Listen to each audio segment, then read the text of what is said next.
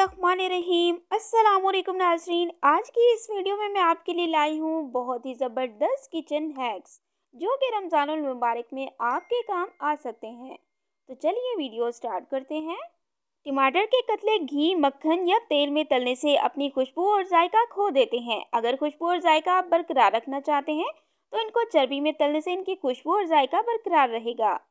सब्ज़ मिर्च को फ्रिज में रखने से पहले धोकर इसकी ऊपर की डंडी उतार दें। इस तरह मिर्चें काफ़ी देर के लिए ताज़ा रहती हैं। दही बड़ों को नरम बनाने के लिए पिसी हुई दाल में 2 चाय के चम्मच दही डाल दें। इस दाल के बने हुए बड़े निहायत नरम और मज़ेदार होंगे। सब्ज़ धनिए को अच्छी तरह धोने के बाद मलमल के कपड़े में लपेटकर फ्रिज में रखने से ये काफ़ी देर तक फ्रेश रहेगा। अगर मिर्च तेज़ हो जाए तो एक प्याज ब्राउन करके अखबार पर फैला दें। थोड़ी देर में खस्ता हो जाए तो हाथ से कुचलकर सालन में डाल दें तो मिर्चें कम हो जाएंगी।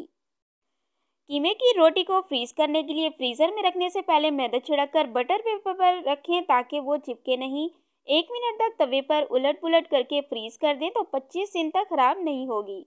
अगर सालन बनाने के बाद शोरबे, कोरमे या सब्जी के ऊपर घी या तेल ना आ रहा हो तो आधा चम्मच इसमें कसूरी मेथी शामिल करें। चंद सेकंड के अंदर तेल या घी ऊपर आ जाएगा।